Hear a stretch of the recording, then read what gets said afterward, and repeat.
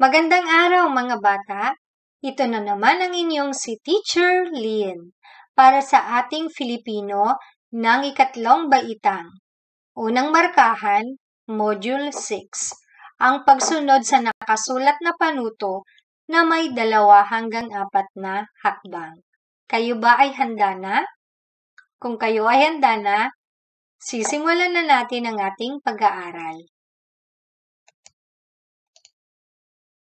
Sa module na ito, matututuhan mong sumunod sa nakasulat na panuto na may 2 hanggang 4 na hakbang.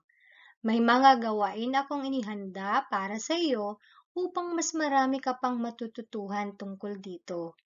Pagkatapos ng module na ito, ikaw ay inaasahang nakasusunod sa nakasulat na panuto na may 2 hanggang 4 na hakbang. Okay mga bata, ating subukin. Makikita ninyo dito ay ang mga hakbang sa paglilinis ng ngipin. Ang gagawin ninyo ay iayos ang mga panuto na nakasulat sa ibaba.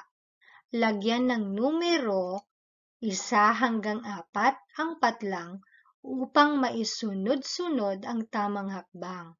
Isulat ang iyong sagot sa sagutang papel o sa module na naibigay sa inyo. Tapos na ba mga bata? Kung ikaw ay tapos na, pumunta naman na tayo sa susunod na slide. Aralin 1. Pagsunod sa nakasulat na panuto na may 2 hanggang 4 na hakbang. Pero bago yan, atin munang balikan ang ating nakaraang aralin. Bilugan ang tamang bilang ng pantig sa sumusunod na salita. Halimbawa, ang salitang masagana. Ilang pantig ba meron ang salitang masagana? Bilangin natin mga bata. Ma-sa-ga-na. So, ilang pantig? 1, 2, 3, 4. Hayan, may 4 na pantig ang salitang masagana. Kaya, nabilugan ang bilang 4. Naintindihan ba mga bata? Kung naintindihan, gawin na ang bilang 1 hanggang 5. Okay, kung kayo ay tapos na mga bata, punta na tayo sa susunod na slide. Mga bata, para sa tuklasin, basahin natin ang usapan. Naghanda si Ana sa pagpasok sa paaralan.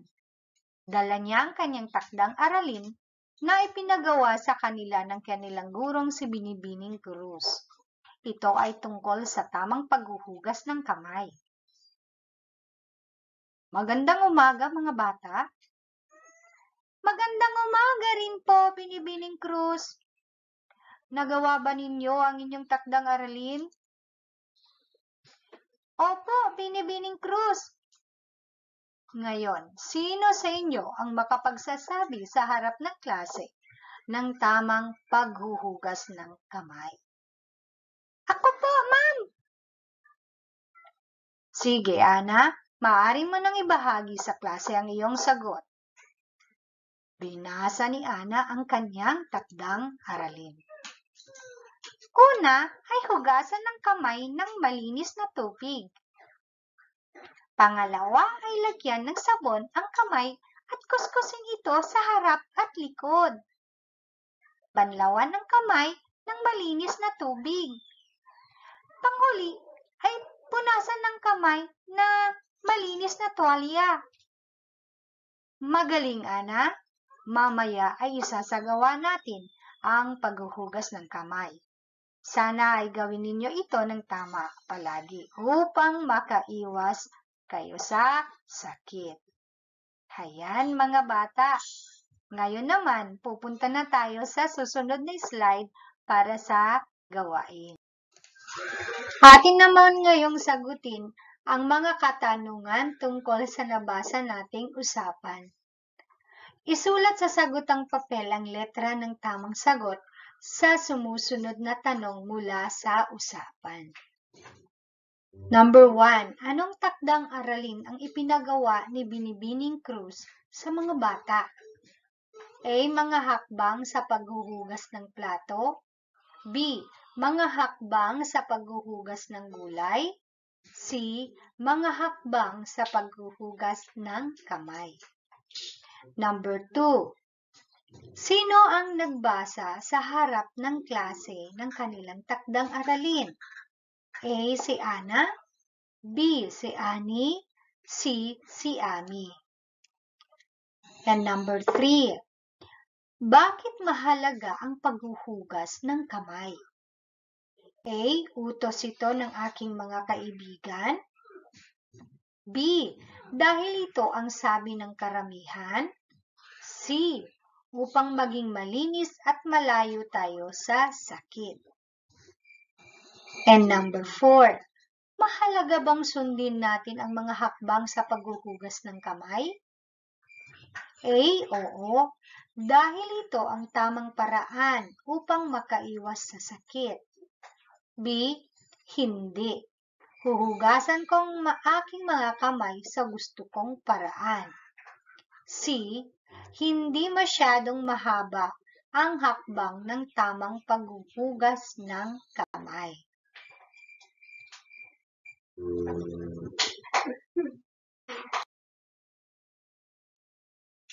And number 5. Alin sa sumusunod ang tamang pagkasunod-sunod sa paghuhugas ng kamay?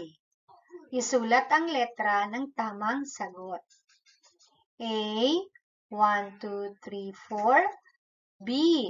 2, 1, 4, 3. C. 4, 2, 3, 1. Ayan mga bata, kung kayo ay tapos na, pumunta naman tayo sa suriin. Dapat tandaan sa pagsunod ng panuto. Unawaing mabuti ang nakasulat na panuto. Kung ito ay pasalita, pakinggang mabuti ang nagbibigay ng panuto. Number 2, kung mahaba ang panuto, isulat at intindihin ang mahahalagang detalye. At number 3, kung hindi malinaw, maaring ipaulit ang panutong hindi naintindihan. Kaya mga bata, dapat ninyong tandaan yan para makasunod ng maayos sa panuto. Halimbawa, mga hakbang sa paghuhugas ng kamay. Una, ayan, laging may una, kaya yan ang number 1. Hugasan ang kamay ng malinis na tubig. Pangalawa, lagyan ng sabon ang kamay at kuskusin ito sa harap at likod. Pangatlo, banlawan ang kamay ng malinis na tubig. At ang panghuli, punasan ng kamay ng malinis na tuwalya. Para sa pagyamanin, isulat ang bilang 1 hanggang 4 sapat lang upang maisunod-sunod ng tama ang hakbang sa paghuhugas ng kamay. Maaari niyong isulat ang inyong sagot sa sagutang papel o sa module na naibigay sa inyo. Para sa isa-isip mga bata, ang panuto ay mga tagubilin sa pagsasagawa ng inutos na gawain. Maaring nakasulat o pabigkas ang mga panuto. Sa pagsunod ng panuto, ginagamit ang mga salitang hudyat tulad ng una, pangalawa, pangatlo, pang-apat, at huli. Maaari ding gamitin ang mga hudyat na at, sunod, at pagkatapos. Makatutulong sa maayos, mabilis at wastong pagsasagawa ng gawain ang pagsunod sa ibinigay na panuto. Kaya naintindihan niyo ba mga bata? Ngayon naman, dadako tayo sa susunod na slide. Para sa ating isagawa, i-connect ang mga panuto sa hanay A sa tama nitong bilang ng pagkakasunod-sunod sa hanay B. Mga hakbang sa paghuhugas ng pinggan. Kung kayo ay tumutulong sa paghuhugas ng pinggan sa inyong tahanan at magaling kang maghugas ng pinggan, sigurado ko makukuha mo lahat ng tamang sagot. Hayan, sa mga bata, gawin na at tayo ay dumako naman sa susunod na slide. Para naman sa ating tayahin mga bata, gawain 1.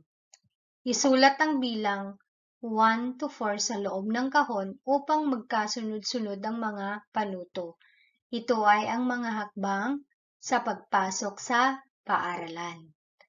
Ayan mga bata, gawin na at tayo ay pumunta na sa susunod na slide.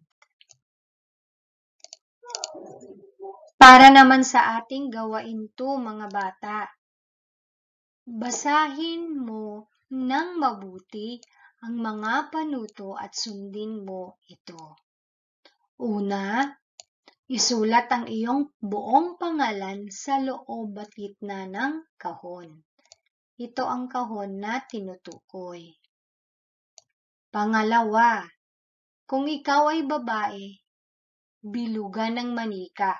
So, kung ikaw ay babae, bilugan mo ang manika. At kung ikaw naman ay lalaki, ikahon ang kotse. Ayan. At ang pangatlo, kulayan ng dilaw ang manika at pula naman para sa kotse. At ang panghuli, gumuhit ng isang araw sa itaas ng manika. Ayan, maliwanag ba mga bata? Dumako naman na tayo sa susunod na slide. Ayan mga bata, malapit na tayong matapos sa ating aralin. Pero bago yan, kailangan muna nating gawin ang karagdagang gawain. Basahin at sundin mo ang mga nakasulat na panuto. Iguhit mo sa papel ang iyong sagot. Una, gumuhit ng isang malaking hugis puso sa gitna ng kahon. Pangalawa, sa kaliwa at itaas na bahagi ng hugis puso ay isulat kung ilang taong gulang ka na. At ang pangatlo, sa kanan at ibaba na bahagi ng hugis puso ay iguhit mo ang paborito mong pagkain. At ang panghuli, sa itaas na bahagi ng puso naman ay gumuhit ng isang bahay. Hayan mga bata! At ngayon, kung maliwanag na, gawin mo na. Hayan mga bata! Tapos na ang ating aralin sa Filipino. At sana naging gabay ang videong ito sa inyong pag-aaral at lalo na sa inyong mga magulang para kayo ay magabayan. Ito muli ang inyong si Teacher Lynn na nagsasabing maraming salamat.